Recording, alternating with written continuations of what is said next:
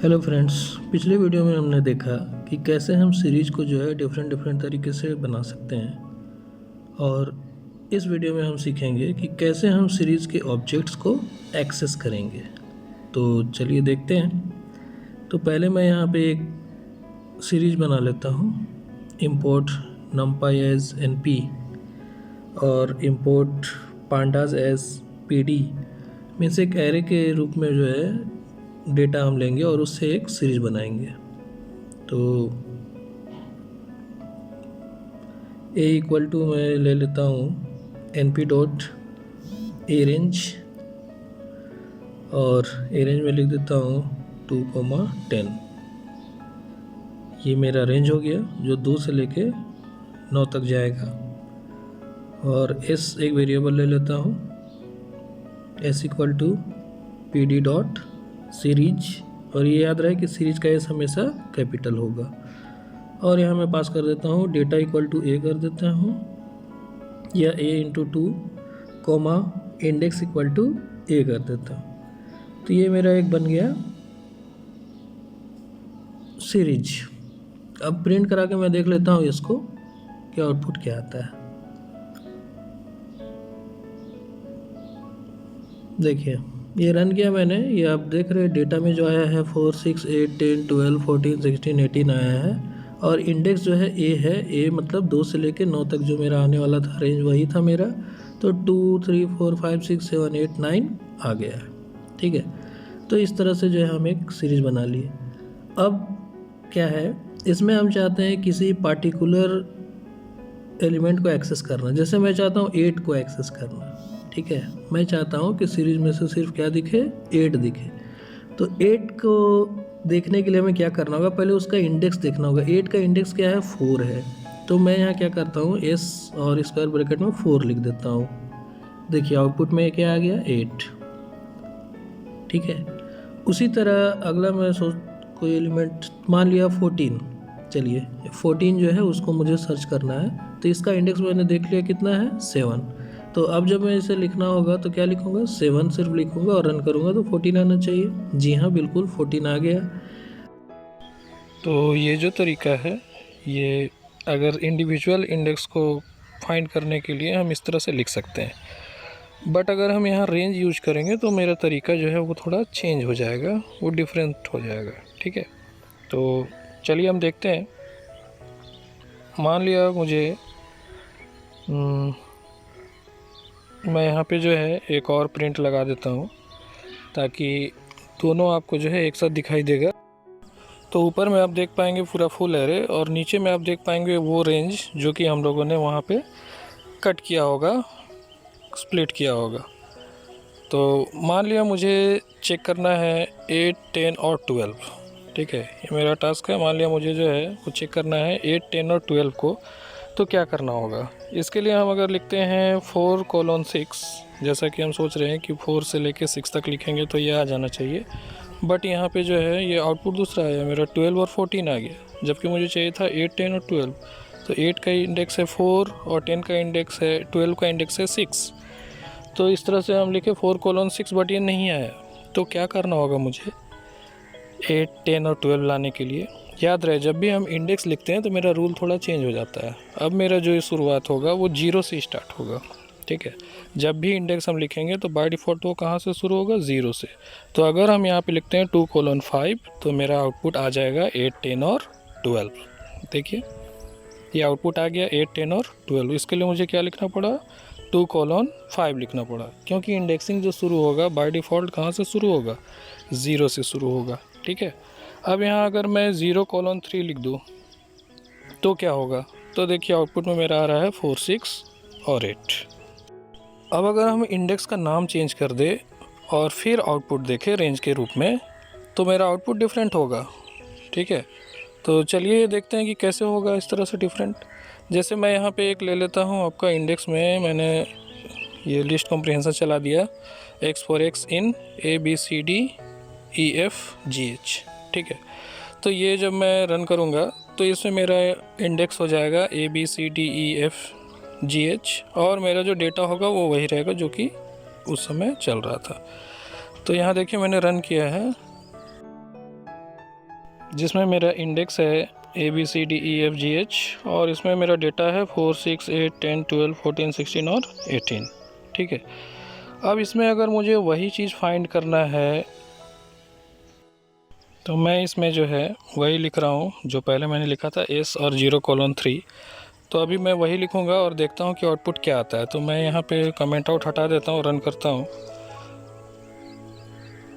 देखिए वही आउटपुट आ रहा है 4, 6, 8 जो उस समय आ रहा था। 0 से स्टार्ट हुआ इंडेक्स और 2 तक गया, तो 0, 1, 2 ABC और 4, 6, 8 आउटपुट में आ गया।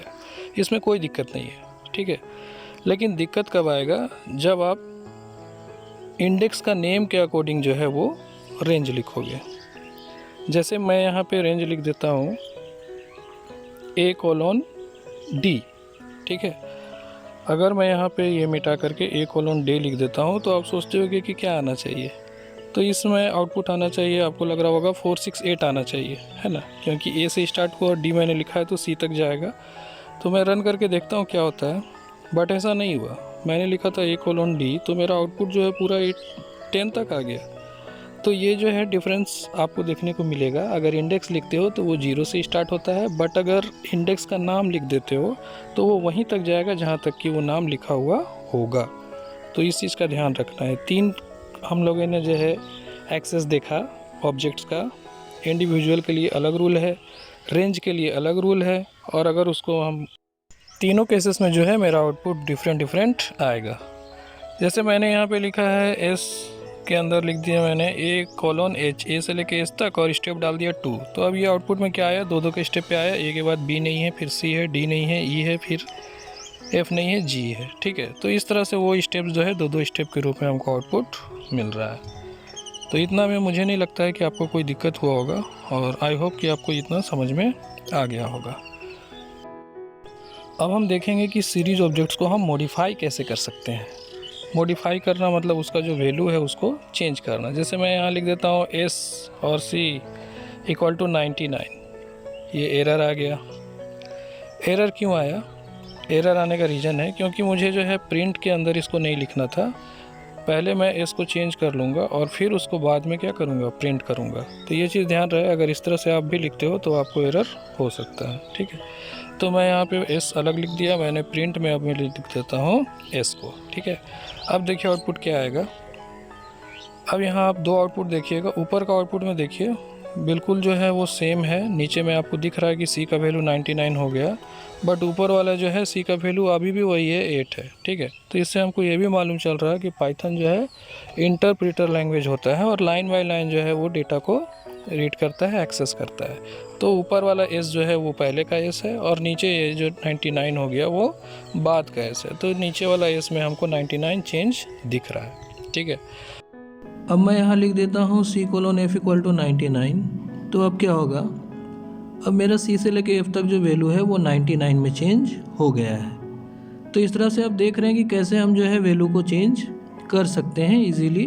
बस हमें रेंज लिखना है और वैल्यू मेरा जो है वो चेंज हो जाता है। अब अगर यही चीज़ मैं इंडेक्स के साथ करूं, या पहले मैं देख लेता हूं ये A से लेके D तक का मुझे जो है वो वैल्यू चेंज करना है, तो मुझे क्या करना पड़ेगा। तो यहाँ सिंपली मुझे इंडेक्स में क्या लिखना होगा, 0 से लेकर के 4 तक लिखना पड़ेगा, तब ये चेंज होगा, ठीक है। क्योंकि इंडेक्स बाय डिफ़ॉल्ट कहाँ से शुरू हो रहा है, 0 से शुरू हो रहा है। तो इस केस में मुझे जो है वैल्यू इस तरह से आउटपुट में मिलेगा। तो ये तीनों तरीके से जो है वैल्यू डिफरेंट होता है। तो हमें ये चीज़ का ध्यान रखना है कि कब हमें जो है इंडेक्स के रूप में लेना है, कब जो है इंडेक्स के नेम के रूप में लेना है। तो इसके हिसाब से मेरा आउटपुट जो है वो हर बार चेंज होगा, बदलेगा। अब जैसे मैं यहाँ पे कुछ वेक्टराइज कैलकुलेशन कर लेता हूँ, जैसे S+2 मैंने कर दिया। अब मैं ये रन करके देखता हूँ तो क्या मुझे आउटपुट में मिलेगा, हर एक एलिमेंट में जो है 2 क्या होना चाहिए, ऐड हो जाना चाहिए। देखिए यहाँ पे हर एक एलिमेंट में 2 क्या हो गया, ऐड हो गया है, ठीक है। तो इस तरह से हम लोग जो है सीरीज में ये वेक्टराइज कैलकुलेशन कर सकते हैं। एरे में भी हम लोग वेक्टराइज कैलकुलेशन करते हैं, बट एरे और सीरीज में कुछ डिफरेंस है, वो हम लोग आगे देखेंगे कि उसमें डिफरेंस क्या है। अब अगर मैं ये लिखता हूँ S = 10, तो क्या होगा, हमें वो वैल्यू बता रहा है जो कि 10 से बड़ा है। जो 10 से बड़ा है उसमें ट्रू दिख रहा है, और जो 10 से छोटा है उसमें फॉल्स दिख रहा है। तो अगर हम चाहते हैं कि मुझे जो ये वैल्यू दिखाई दे कि कौन बड़ा है कौन छोटा है, जैसे मुझे 12, 14, 16 और 18 आउटपुट में चाहिए, तो मुझे क्या करना पड़ेगा, क्योंकि इस तरह से तो सिर्फ ट्रू फॉल्स दिख रहा है और मुझे वो वैल्यू चाहिए जो ट्रू है, वही वैल्यू मुझे यहाँ पे चाहिए। तो क्या करना होगा, इसके लिए हम एक और एस यहाँ पे लिख देंगे प्रिंट स्टेटमेंट में, ठीक है। तो यहाँ मैं लिख देता हूँ एस और इसको जो है स्क्वायर ब्रैकेट में बंद कर देता हूँ, मतलब एस का एस इज़ ग्रेटर देन 10 अब हमको डिस्प्ले करना है। तो इसमें मुझे वैल्यू दिखाई देगा जो कि 12, 13 जो है आपका आउटपुट में आ जाएगा। 12, 14, 16 और 18 आ गया आउटपुट में, देख पा रहे हो। चलिए अब हम देखते हैं हेड और टेल फंक्शन को देखेंगे। हेड और टेल फंक्शन काफ़ी यूज़फुल है अगर बड़े डेटा में से कुछ खास एलिमेंट्स को हमको डिस्प्ले करना होता है, तो हम हेड और टेल फंक्शन का यूज़ करते हैं। उसके लिए कुछ करना नहीं है, एस डॉट हेड और एस डॉट टेल आप लिख सकते हो। अगर हम लिखते हैं एस डॉट हेड तो वो मुझे क्या दिखाएगा, बाय डिफ़ॉल्ट, याद रहे बाय डिफ़ॉल्ट जो है वो ऊपर से 5 वैल्यूज़ दिखाएगा, मतलब एलिमेंट का सीरीज़ का जो टॉप होगा, टॉप से 5 एलिमेंट्स जो है बाय डिफ़ॉल्ट शो करेगा। देखिए मैंने यहाँ एस डॉट हेड लिखा तो वो ए से लेके ई तक दिखा रहा है, मतलब टॉप से 5 वैल्यू डिस्प्ले कर रहा है। उसी तरह मान लिया मुझे डी से लेके एच तक चाहिए, बॉटम का 5 वैल्यू, तो उसके लिए क्या लिखना होगा, सिंपल है, हेड के बदले हम क्या लिख देंगे, टेल लिख देंगे। तो टेल लिख करके हम देखते हैं क्या होता है। देखिए जैसे ही टेल लिखे तो वो आउटपुट वही आ गया, D E F G H 10, 12, 14, 16 और 18। अब इसमें हम चाहे तो कुछ पास भी कर सकते हैं वैल्यू, जैसे यहाँ 6 पास कर दिया मैंने, तो देखिए ये नीचे से जो है 6 वैल्यू दिखा रहा है, अब सी को भी ऐड कर दिया है, ठीक है। उसी तरह हेड में भी जो है हम कुछ पास कर सकते हैं आर्गूमेंट। तो यहाँ मैं हेड में पास कर देता हूँ 7 और रन करता हूँ। देखिए ये क्या दिखा रहा है, तो ये हमें टॉप से 7 वैल्यू डिस्प्ले करा रहा है। अब हम आगे देखते हैं एरे और सीरीज़ में क्या डिफरेंस है, वो हम देखते हैं। इसके लिए पहले मैं एक एरे क्रिएट कर लेता हूँ और उसके बाद एक सीरीज़ क्रिएट करूँगा और दोनों में हम देखेंगे कि डिफरेंस क्या आता है। तो जैसे मैं एक एरे क्रिएट कर ले रहा हूँ, इंपोर्ट numpy एज np और a equal to np dot array, मैं यहाँ पे एक लिस्ट पास कर दिया मैंने 1 2 3 4 5 6। दूसरा मैंने एक और जो है वेरिएबल ले लिया b, इसमें मैं np डॉट एरे पास कर देता हूँ और इसमें भी कुछ मैं वैल्यू ले लेता हूँ लिस्ट पास करके, बट वो वैल्यू जो है मैं कम लूँगा, ठीक है। ऊपर जो मैंने जो ए में पास किया है एलिमेंट, उसके अकॉर्डिंग नीचे एलिमेंट में कम पास करूँगा, ठीक है। क्यों मैंने कम पास किया है वो आगे हम देखेंगे, ये डिफरेंस देखने के लिए ही मैं ऐसा लिख रहा हूँ। अब मैं मान लिया यहाँ पे कर देता हूँ a प्लस बी।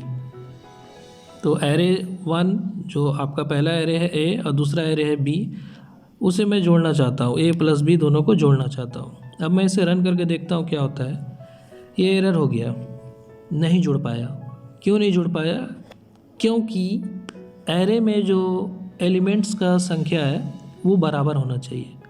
अगर मैं इसे बराबर कर दूं और फिर रन करूं, देखिए जुड़ गया, 2 और 1 3 हो गया, सेकंड में 3 और 2 5 हो गया, थर्ड में 6 और 3 9 हो गया। तो इस तरह से आपका जो है आपस में दोनों एरे जुड़ गया।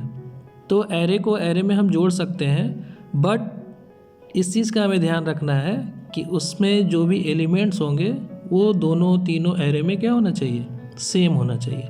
अगर सेम नहीं होगा तो एरे जुड़ नहीं सकता है। लेकिन ये दिक्कत सीरीज के साथ नहीं है। सीरीज में अगर एलिमेंट कम हो, मान लिया मैं 2 सीरीज बनाता हूँ, पहले सीरीज में ज़्यादा एलिमेंट रखूँगा और दूसरे में कम एलिमेंट रखूँगा और फिर जोड़ूँगा, तो क्या होगा, तो जिस जिस इंडेक्स के लिए वैल्यू मिल जाएगा उसमें सीरीज जो है एडिशन कर देगा, और जिस जिस वैल्यू के लिए इंडेक्स नहीं मिलेगा उसमें वो नॉन रिटर्न करेगा, नॉट ए नंबर। तो यहाँ देखिए एरर आ गया। एरर में क्या हो गया कि पीडी का पांडास का जो है फंक्शन है सीरीज, और यहाँ नमपाई का फंक्शन मैंने सीरीज लिखा था जो कि वो मिटाया नहीं था मैं उसे। अब मैं इसे रन करता हूँ, देखिए अब क्या हुआ, जो जो एलिमेंट मैच हुए वो सब आपस में जुड़ गए, और जो मैच नहीं हुए उनके लिए क्या सीरीज ने रिटर्न किया ना, नॉट ए नंबर। तो यही डिफरेंस होता है सीरीज में और एरे में। तो आज के लिए इस वीडियो में इतना ही। नेक्स्ट वीडियो में हम लोग पढ़ेंगे पांडास के ही एक और फंक्शन डेटा फ्रेम के बारे में, वो भी काफ़ी इम्पोर्टेंट है। तो इस तरह के सीरीज़ देखने के लिए बने रहिए और सीखते रहिए। Thanks for watching this video.